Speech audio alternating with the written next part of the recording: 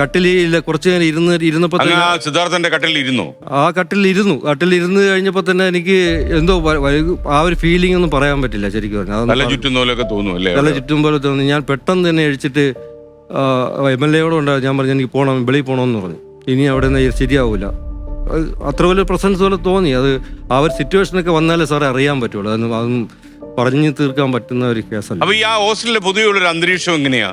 കാരണം ഇത്തരം ഒരു ഇടിമുറി സംവിധാനമുള്ള ഒരു ഹോസ്റ്റല് അതിനെ കാണുമ്പോഴേ തന്നെ നമുക്ക് പേടിയാവുമല്ലോ. ആ ഒരു ഹോസ്റ്റലിന്റെ ഒരു അറ്റ്മോസ്ഫിയർ കാണുമ്പോൾ തന്നെ ശരിക്കും പറഞ്ഞാൽ ഭാർഗവി നിലയം പോലെയാണ്. ഭയങ്കരമായിട്ട് പേടിയാവും അകത്തോട്ട് കയറുമ്പോൾ. ആ ഒരു നടുമുറ്റവും പിന്നെ അവിടുത്തെ റൂമുകൾ, ഒരു 3 റൂമിൽ ഞാൻ കയറി. 3 റൂമിൽ കയറിയിട്ട് കുറച്ച് ഫോട്ടോസ് എടുത്തു. അത് എത്ര വൃത്തികെട്ട റൂമുകളാണ് വെച്ചേക്കുന്നത്. അവർ ഓരോ ആശയങ്ങൾ, അവരെ ചെഗുവേര, മാർക്സ്, അത് അവരെ പടങ്ങൾ, പിന്നെ വൃത്തികെട്ട ചുമര്, 2018-16 വരെ പോസ്റ്റർ, SFIയുടെയും കമ്മ്യൂണിസ്റ്റിൻ്റെ അതിൻ്റെ ഫോട്ടോ, അത് മാത്രമേ ഉള്ളൂ. എല്ലാം ഒട്ടിച്ചു വെച്ചേക്കുന്നത് ഓരോ ആശയങ്ങൾ, പിന്നെ ഓരോ വൃത്തിയോട്. ഞാൻ അങ്ങോട്ട് ഒരു കാര്യം ചോദിക്കട്ടെ. അങ്ങ് ഈ ചെന്ന ദിവസം ഈ മറ്റുള്ള അവരുടെ കോളേജ് അധികൃതരോടൊക്കെ സംസാരിച്ചപ്പോൾ അവർ ഈ മുറി തുറന്ന് കാണിക്കാൻ ബുദ്ധിമുട്ടുന്നു. ഈ ഏതെങ്കിലും ബാഹ്യശക്തികളുടെ സമ്മർദ്ദവും പേടിയും ഒക്കെ അവരെ അലട്ടുന്നു എന്ന് അങ്ങേക്ക് തോന്നിയോ? തീർച്ചയായും തോന്നി. ഭാഗ്യശക്തി എന്ന് പറഞ്ഞാൽ വേറെ ഒന്നുമില്ല. ആരാണ് ഇതിൽ ചെയ്തിരിക്കുന്നത്? SFIയുടെ ഏറ്റവും വലിയ മുതിർന്ന നേതാക്കന്മാരാണ് ചെയ്തേക്കുന്നത്. ഇപ്പം അകത്ത് കിടക്കുന്നത് അവരാ. അകത്ത് കിടക്കുന്നതെന്നല്ല അവരാ. യൂണിറ്റ് സെക്രട്ടറി, പ്രസിഡന്റ്, അങ്ങനെയുള്ളവരാ. അല്ല, വെറും SFIയുടെ പ്രവർത്തകരല്ല. SFIയുടെ മുതിർന്ന നേതാക്കന്മാരാണ് ഈ പണി ചെയ്തേക്കുന്നത്. അവരൊന്ന് ജയിലിൽ കിടക്കുന്നത്. അവരെ രക്ഷപ്പെടുത്തേണ്ടത് അവരെ മാതൃസംഘടനയാണ്. മാതൃസംഘടനയെന്ന് പറഞ്ഞാൽ ഇപ്പോൾ അവർ ഈ സ്റ്റേറ്റ് ഭരിക്കുന്ന ആൾക്കാരാണ്. അവരുടെ തന്നെയാണ് ഭാഗ്യശക്തി ഉണ്ട്. അതുകൊണ്ട് തന്നെയാണ് അവർ തുറന്നു കൊടുക്കരുത്, അവിടെ വരരുത്, ഇല്ല അത് ചെയ്യരുത്, ഇത് ചെയ്യരുതെന്ന് പറഞ്ഞിട്ട് അവിടെ കണ്ണിൽ ആ ഭീതി ഉണ്ട്. എനിക്കറിയാം. മുഖ്യമന്ത്രിയോട് പറഞ്ഞോ? ഇല്ല, ഞാൻ പറഞ്ഞില്ല. മുഖ്യമന്ത്രിയോട് ഞാൻ വെറും 2 മിനിറ്റ് സംസാരിച്ചോളൂ. മുഖ്യമന്ത്രിയോട് ഞാൻ പോയി പറഞ്ഞ്, സാർ എൻ്റെ മകൻ്റെ മരണം സാർ അറിഞ്ഞു കാണുമല്ലോ, കൊലപാതകം എന്ന് ഞാൻ അദ്ദേഹത്തിനോട് പറഞ്ഞില്ല. മുഖ്യമന്ത്രി കാണാൻ അനുമതി ചോദിച്ചു വാങ്ങിച്ചിട്ടല്ലേ? അതെ, ചോദിച്ചു വാങ്ങിയിട്ടാ പോയത്. ഞാൻ പറഞ്ഞു ഇപ്പോഴുള്ള അന്വേഷണത്തിൽ മുമ്പോട്ട് പോയി കഴിഞ്ഞാൽ എനിക്ക് ഇതുപോലെ പറഞ്ഞു തൃപ്തിയാവുമെന്ന് എനിക്ക് തോന്നുന്നില്ല. ഞാൻ CBI അന്വേഷണത്തിന് വന്നതാണ് താങ്കളുടെ അടുത്ത്. ശരി, വായിച്ചു നോക്കിയിട്ട് ഇത് പറഞ്ഞ് CBI അന്വേഷണം വേണോ ഇങ്ങനെ ചോദിച്ചു. ഞാൻ പറഞ്ഞു സാർ അതിനാണ് വന്നത്. നോക്കിയിട്ട് ശരി, CBI അന്വേഷണം വേണമെങ്കിൽ CBI അന്വേഷണം തരാം.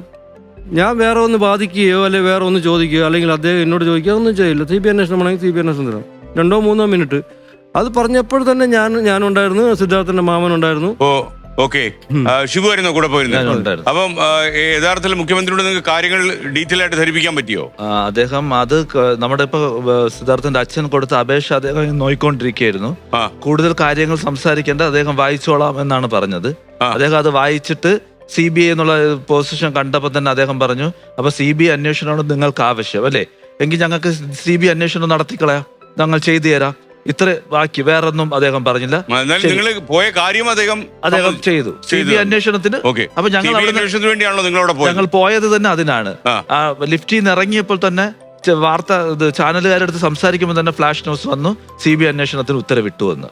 വീട്ടിൽ വന്നപ്പോൾ ഗസറ്റ് വിജ്ഞാപനവും വന്നു കഴിഞ്ഞു. അത്രയും വേഗത്തിലാണ് അത് ചെയ്തത്. അത് നേരത്തെ നിശ്ചയിച്ചിരുന്നു എന്ന് തോന്നുന്നു. ആ ഒരു അത് കാണുമ്പോൾ നമുക്കറിയാം സാർ നേരത്തെ അതിനൊരു തയ്യാറെടുപ്പ് ഉണ്ടായിരുന്നു എന്ന് മനസ്സിലാവും. ഓക്കെ, അമ്മ എപ്പോഴെങ്കിലും ഈ കോളേജിൽ പോയിട്ടുണ്ടോ? ഞങ്ങൾ 3 പ്രാവശ്യം പോയിട്ടുണ്ട് അല്ലേ? ഈ മകന്റെ കൂടെ പോയിട്ടുണ്ട് അല്ലേ? അമ്മ ഈ മുറി കണ്ടിട്ടുണ്ടോ ശരിക്കും? അല്ല, ഈ ഹോസ്റ്റലല്ല. ഫസ്റ്റ് ഇയർ പുറത്തൊരു ഹോസ്റ്റലിലാണ്.